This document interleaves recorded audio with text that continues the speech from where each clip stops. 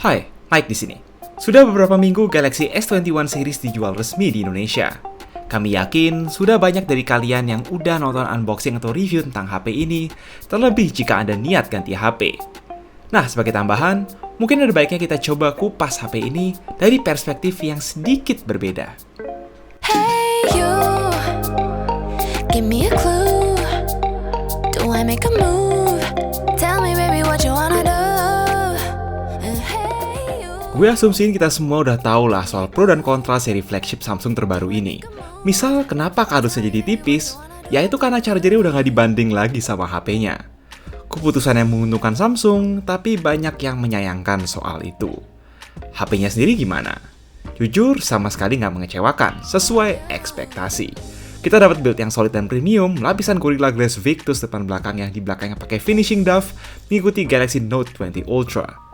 Sampel Galaxy S21 Ultra 5G yang kami pegang ini relatif besar dan berat seperti S20 Ultra, namun secara ergonomis masih enak dipegang.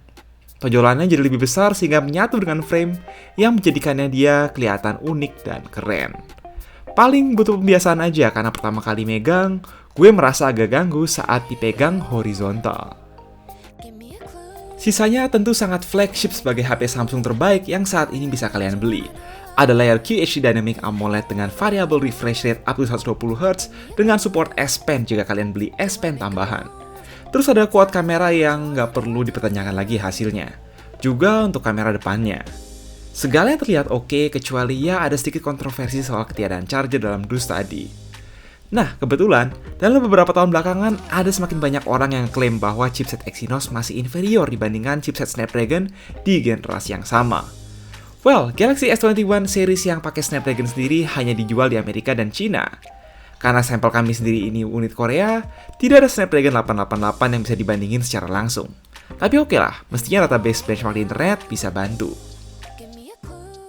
Basically, ada beberapa benchmark yang bisa ngukur raw performance CPU dan GPU kasar dari sebuah HP. Mulai dari Antutu 8, Geekbench 5, hingga 3D Mark. Data benchmark S21 Ultra versus Snapdragon 888 yang nyomot dari channel luar, kami taruh juga di sini sebagai perbandingan. So, tampaknya versi Snapdragon boleh menang dikit di Antutu 8, tapi sebagai gantinya Exynos 2100 menang di 3D Mark Wildlife dan Geekbench 5.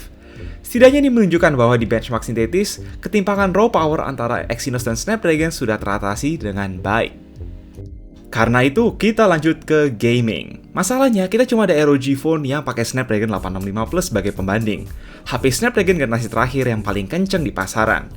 Sebelumnya, kami udah coba PUBG Mobile Smooth Extreme bahkan Real Racing 3 yang bisa maksimalin frame rate di atas 100Hz dengan cukup konsisten tanpa masalah, sehingga kita langsung bandingkan saja yang kata banyak orang Exynos cenderung ngos-ngosan pas jalanin, yakni Genshin Impact. Baik di ROG Phone dan S21 Ultra kami settingan rata kanan tanpa motion blur dan nyoba jalanin di setting 60 fps. By the way, kayaknya loadingnya menang S21 Ultra tipis ya. Hasilnya adalah, meski ROG Phone 3 paling cuma bisa jalan di rata-rata 40-an fps setelah beberapa menit main, sedangkan di FPS counter S21 Ultra bisa 50-an fps, rasanya S21 Ultra agak nggak stabil dengan beberapa frame drop yang noticeable dari waktu ke waktu. Dan itu terjadi cukup sering. Jagoan Exynos kita ini bisa mencapai FPS lebih tinggi, namun kurang bisa memaintain frame rate tersebut. Setidaknya, Genshin Impact di S21 Ultra bisa dianggap playable dan bukan deal breaker buat kebanyakan orang jika dibanding Exynos generasi sebelumnya.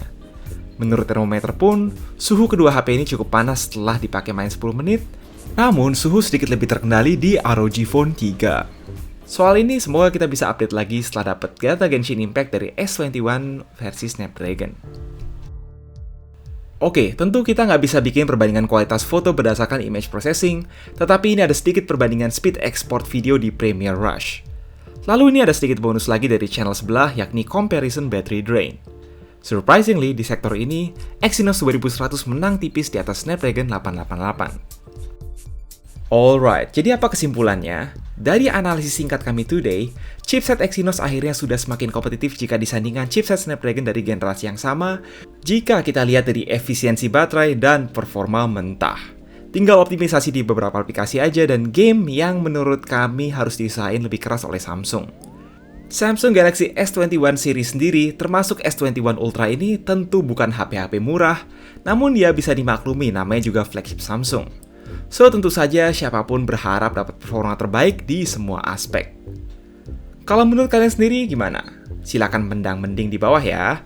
Please like dan share, jaga terus kesehatan, and as always, stay safe.